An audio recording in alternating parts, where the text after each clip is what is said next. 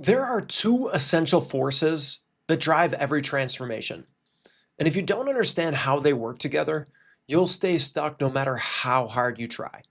Those two forces are healing and empowerment. Healing is the cleansing, the rest, the replenish. It's processing what happened, releasing what's stored in your body, and restoring your nervous system.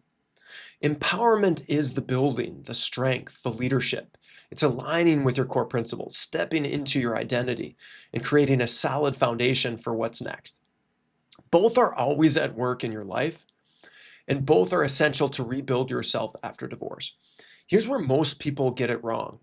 Many driven leaders, entrepreneurs, business owners, high achievers, they default to empowerment. Push through, build, achieve, stay busy. That's what got them where they are. But they've ignored their healing. And here's the truth. If you don't balance your healing journey with your empowerment journey, it will catch up with you. That's not a maybe. That's a law of our human experience. You can push it off. You can numb it. You can tell yourself you'll deal with it later, but it doesn't go away. It just compounds. And when it finally catches up, and it will, you'll have less energy to deal with, less options, less of a choice in how it shows up. That's the reactive path, and it's brutal. The proactive path is different. It's choosing to address both healing and empowerment at the same time, not waiting until you're healed to start building, not pushing so hard and building that you ignore what's unresolved. That's what rebuilding your self-leadership is really all about. It's a 360-degree process that honors both forces. We go deep into healing, your nervous system, your breath, your emotions, the parts of you that got left behind.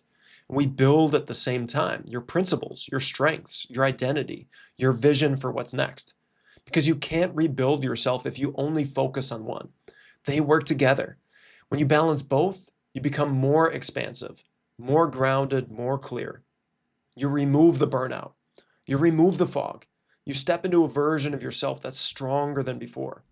Not because you ignored the pain, but because you moved through it.